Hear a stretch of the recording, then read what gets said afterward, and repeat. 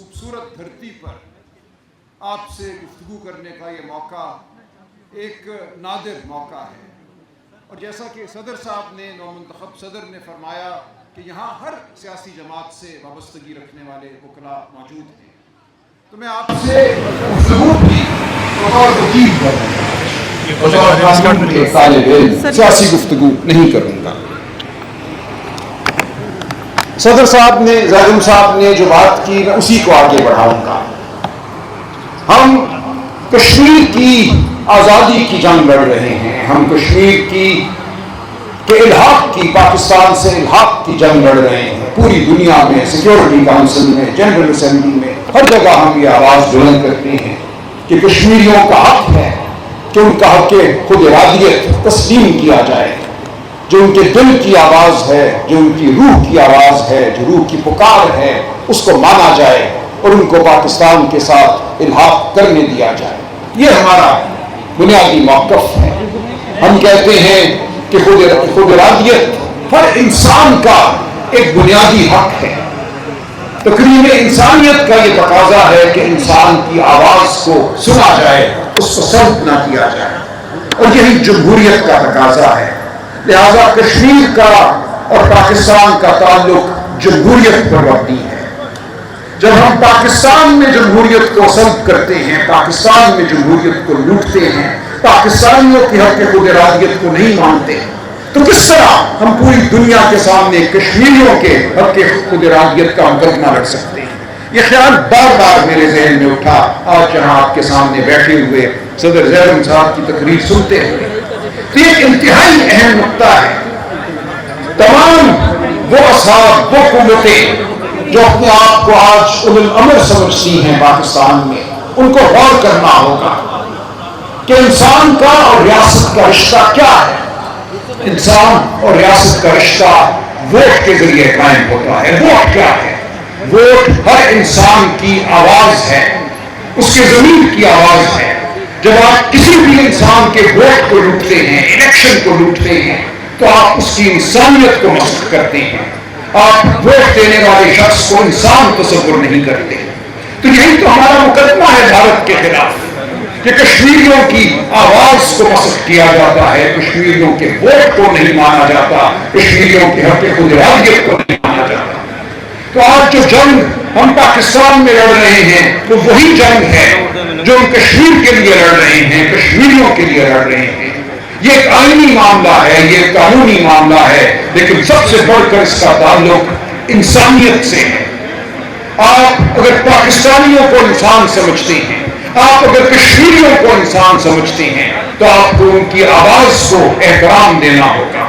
जब आप किसी इंसान की आवाज को एहतराम नहीं देते, उसके वोट को लूटते हैं, तो आप रियासत और इंसान के दरमियान जो रिश्ता है उसको तोड़ देते हैं, उसको मुनक़ते कर देते हैं, और उस रिश्ते की जगह एक जबर का रिश्ता कायम होता है। जबर का रिश्ता कोई रिश्ता नहीं है। जाबिर और वो शख्स जिस पर जबर किया जा रहा हो, उनके दरमियान कोई रिश्ता नहीं होता। तो आज आपने पूरी पाकिस्तानी कौम को, बशमूल कश्मीरियों को, कश्मीर के बगैर पाकिस्तान का तसव्वुर नामुकम्मल है, कश्मीरियों के बगैर पाकिस्तानी कौम का तसव्वुर नामुकम्मल है। तो आज पाकिस्तान हो या रियासत कश्मीर हो, हर जगह वोट को लूटा गया है, हर जगह इंसानियत की नफी की गई है।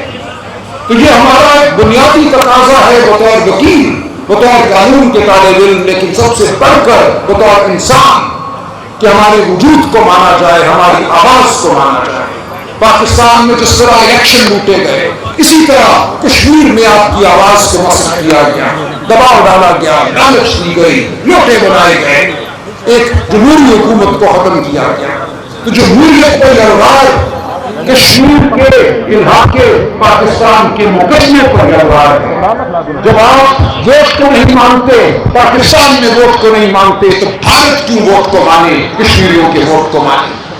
तो हमें याद रखना है कि हमारी सियासी वाबस्तगी कुछ भी हो, बतौर इंसान, बतौर वकील, हमने जमहूरियत के लिए खड़े रहना है। और जमहूरियत के बगैर अदलिया की आजादी का कोई तस्वर नहीं है।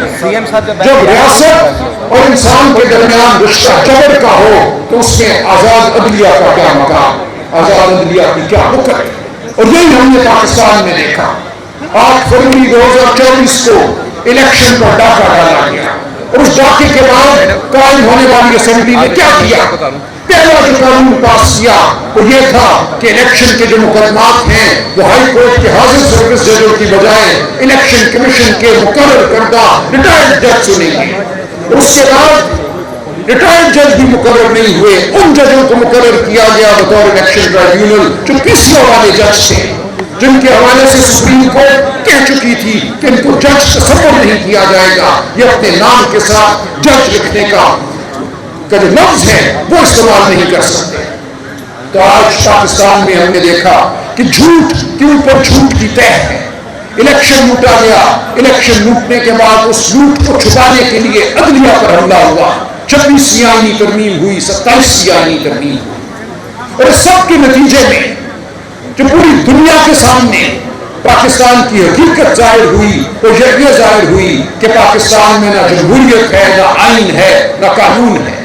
اور آج پاکستان میں جو ظلم ہے اس کا چمکتا ہوا چہرہ عمران خان ہے، اور وہ تمام وزیران ہیں، وہ کوٹ لکھپت جیل میں ہوں یا پاکستان کی دیگر جیلوں میں ہوں، جن کو جھوٹے مقدمے بنے. کچھ پر 23 مقدمے ہیں دہشت گردی کے. ہر روز میں اٹھتا ہوں تو پتا چلتا ہے کسی تھانے میں ایک اور مقدمہ درج ہو گیا ہے. آج اس تقریر کے بعد یقیناً 8-10 مقدمے اور درج ہوں گے. تو آج پاکستان کے طول و عرض میں قانون کو ایک آلہ جرم بنا دیا گیا ہے. آج ہر وہ شخص جو حق بات کرے، جو سچ بات کرے، جو آئین کی بات کرے، جو انسانیت کی بات کرے، اس کو معدود سمجھا جاتا ہے، معدود کر دیا جاتا ہے، اس کو ریاست کا مخالف سمجھا جاتا ہے، اس پر جھوٹے مقدمے بنتے ہیں. اور پھر وہ عدالتیں ان مقدموں کو سنتی ہیں جہاں روح جھکی ہوئی ہے، جہاں سر جھکے ہوئے ہیں، جہاں نظریں جھکی ہوئی ہیں. تو ہم نے آج کسی سیاسی وابستگی سے بالاتر ہو کر وہ جنگ لڑنی ہے جو آئین کی جنگ ہے، جو قانون کی جنگ ہے، جو شرافت کی جنگ ہے، جو انسانیت کی جنگ ہے. تو بطور قانون کے طالب علم، بطور ایک ادنا وکیل، میری آپ سے یہی استدعا ہے کہ وہ مقدمہ جو ہم نے کشمیر کا لڑنا ہے اور جیتنا ہے، آج وہی مقدمہ ہمیں پاکستان کے لیے لڑنا ہے، پاکستانیوں کی حقیقی آزادی کے لیے لڑنا ہے. تو آپ قدم بڑھائیے، ہمارا ساتھ دیجیے. بے شک سیاسی سطح پہ آپ کوئی اور نظریہ رکھتے ہو، کسی اور سیاسی جماعت سے آپ کی وابستگی ہو، لیکن بطور انسان، بطور وکیل آپ نے یہ سوال کرنا ہے کہ آئین کیا کہتا ہے، قانون کیا کہتا ہے، کہ آج پاکستان کی عدلیہ آزاد ہے، کہ آج پاکستان میں جمہوریت ہے. اگر نہیں ہے تو ہمیں جمہوریت کے لیے لڑنا ہے، شرافت کے لیے لڑنا ہے. آپ ہمیں اپنے ساتھ پائیں گے.